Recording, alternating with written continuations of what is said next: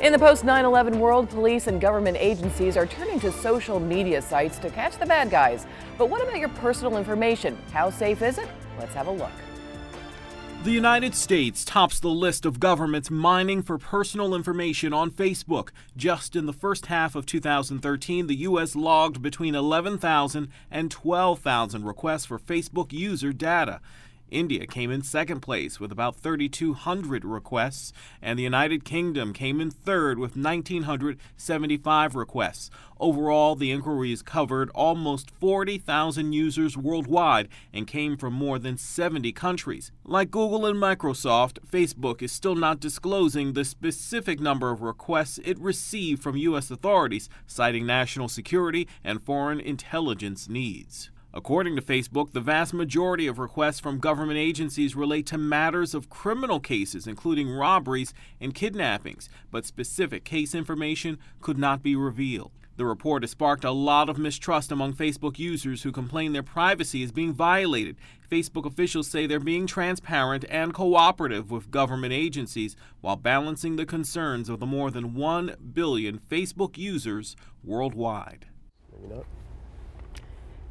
We welcome Dr. Jose Lopez, professor at Seton Hall, and joining us via Skype is David Dopderbeck. He's the director at the Gibbons Institute of Law, Science, and Technology. Thanks for joining us.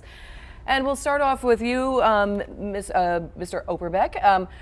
Talk to us about some of the legal ramifications of sharing some of this information, the personal information of people. Right. So one of the difficult things that has arisen in the media recently is the disclosures about the surveillance programs of the National Security Agency and other government agencies relating to our online information. And we've always known that some of this surveillance was being done, but we haven't always known exactly the scope of it because the proceedings, the court proceedings, and other information about it is, for the most part, confidential. So now we know a little bit more, and we realize that it's a very broad scope. Well, in the post-9/11 world, do you think that some of this is justified? Well, it's always necessary to have some degree of surveillance, and the tension that we always have to think about is the tension between liberty and security. Ideally, we want liberty and security to work together, but we realize that there are threats to our liberty, and those threats involve terrorists and others, and so we have to some extent, sacrifice some of our liberties, our civil liberties, in order to protect that security. But it's really difficult to preserve that balance. Well, you hang on there, Mr. Dopderbeck. We're going to tune in and check in with Dr. Lopez. Is there any way to protect ourselves now? I mean, there really isn't. I mean, what you're doing, I think David beautifully explained it, is you're giving up your content, your information freely. This is a social network. There's a billion people on there, and it's all about socializing with each other and putting up fun facts about yourself and personal information. So this is to be expected. I mean, you're willingly, voluntarily giving up your information. Now, what Facebook does with it, I mean, it's really up to them in a sense. Well, we've talked about these breaches of security before, but what is your personal reaction? Does it bother you, Dee Dee? Well, I think there's a big difference between Facebook and your personal medical records and your personal phone records, because those are supposed to be personal. Facebook is social, so I believe you even have to not sign something, but check a block saying, well, guess what? Your information's out there. You're signing up for this. So I think we kind of signed up for it when we did that. Although just recently, when we were talking about Facebook sharing with corporations and others, I don't know about that. That seemed like that went over the line a little bit. But if we check the block, we check the block. Yeah, I think on this one, the psychology of your personal security, and your freedom is trumped by, watching out for us and trying to, be secure as a nation. And I think that whatever we have to do to be secure is more important than some of those other liberties that we take a look at, especially when we're talking about social media. And 1 billion users now, and a lot of those are also kids, and some people, some parents, and some law enforcement officials that I've actually interviewed say that, you know what, there's too much stuff out there, and it's, especially for young kids, it can actually be very unsafe. Right. There is, but that's not Facebook's fault. I mean, they're in business Absolutely. to do this. No, it's no, their no. parents' fault. So, I don't think it's Facebook's job to be monitoring what kids do. I mean, they're just in business.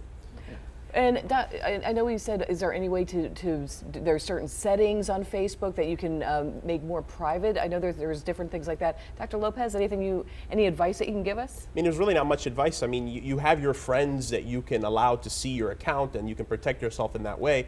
But then they can share information about themselves or stuff they read about you with other people. So it's kind of like a mass chain. So that information can get out there very easily. I mean, let's not forget, the internet is information. It's information technology. I mean, it's the whole point of it is to get information out there as quick as possible. So if you post it, it's on the public domain. Yeah. Do people really understand that they have to be careful when it comes to Probably social kids media? don't. That's probably the problem. Kids don't. They put these pictures on there. There are selfies, and it's like, that's not good. But that's up to the parents again. Well, let's check in with Mr. Oberbeck, and where does it cross the line where you do put something up and say somebody loses a job because of something that's on Facebook? Where does, in terms of a legal standpoint, where do you sit on that? Well, there have been a couple of interesting cases over the past year or two in which, for example, employers have asked prospective employees for their private passwords. And presumably the employee would have to give up the password so the employer could look at all of the information that the person may have set as private for only their friends on the Facebook account. I think that pretty clearly crosses some kind of line. And some state legislatures actually agreed and adopted laws against that. So there is some degree of communication that we expect that, even though it's sort of a quasi-public forum, it's not necessarily available to everyone like an employer. What are some of the most, you cited that case, but are there some other cases that kind of strike you and stand out to you? Well, I think maybe I'm a little more concerned with the breadth of the government surveillance programs than maybe some of the other panelists. And I agree that an entity like Facebook is maybe a somewhat different case because it is social media and we are sharing certain things. But we have to remember that these programs cover things like the search terms that we use on Google. They cover things like our email headers and information. And I think a lot of that stuff, and even some of our Facebook posts, we have some kind of social expectation that it's public but not entirely public. It's available, but it's not completely available to everyone, including employers and government officials and other people like that. So there's a tension that we somehow have to find a way to balance, I think. Well, since you're representing our legal side, is there any advice that you give people to make things more private? I mean, just to protect themselves? Yeah, I don't think there's, as Dr. Lopez says, there's really not much you can do technologically. In fact, within the cybersecurity community, we generally advise people to assume that anything you put online will remain online, even if you try to take it down, to assume it'll remain online forever and be available to anybody, even if you set it as private, and also to assume infection. Assume that your computer, your home computer, is infected. It may not be, but it probably is. And even using virus scanners, you can't necessarily catch everything. So to the extent you have truly sensitive data that you want to keep private, the only way to really protect it is to keep it off the internet, offline. It's kind of disturbing to hear that, though, isn't it? Like that you really aren't protected? Yeah, my advice as a psychologist, and we talk a lot about mental sets that people have. I think people really need to educate themselves about the mental set that they have to have if they're going to be in the social media business. If they're going to be out there, they need to have the right thinking and the right thought process going on. Well, look, I don't think it's fair for these employers to be able to ask for the personal password. I mean, that's not being social. I mean, that's being forced to do something. With Facebook, you have private settings. Sometimes it's just for your friends. So when an employer asks you for the personal setting, to me, that is an invasion of privacy, as well as some of the other things we were talking about, you know, like phone bills and that sort of thing. But when it's social, but it should be as social as we want it to be with the settings that we use. Well, I think we've seen a lot of cases where kids, especially, they seem to get into the most trouble right now. But, you know, I mean, what advice can we give to people, and especially the younger people? Anything that you can share, Dr. Lopez? I think just advice I would give my own daughter or something like this: don't put information out there that's going to embarrass you, that is going to put you in a position where it can cause, you know, physical or emotional problems for you. You know, I think that's about the only thing. But as far as the surveillance, I think a lot of it is psychological. A lot of people want to be out there and just look at me. I'm just like Angelina Jolie or whoever they're big into.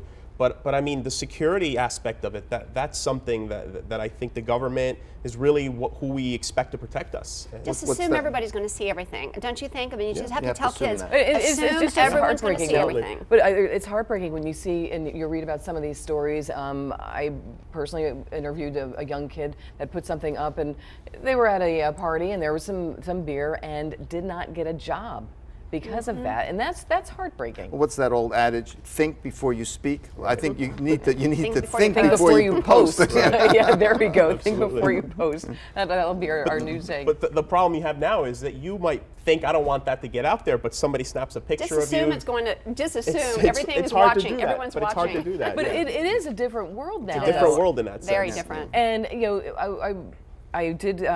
I had my phone on my lap, and I was talking, and I was hands-free. But a police officer did happen to catch me, and he said, "Well, somebody might be taking my picture right now, and so I have to give you a written warning."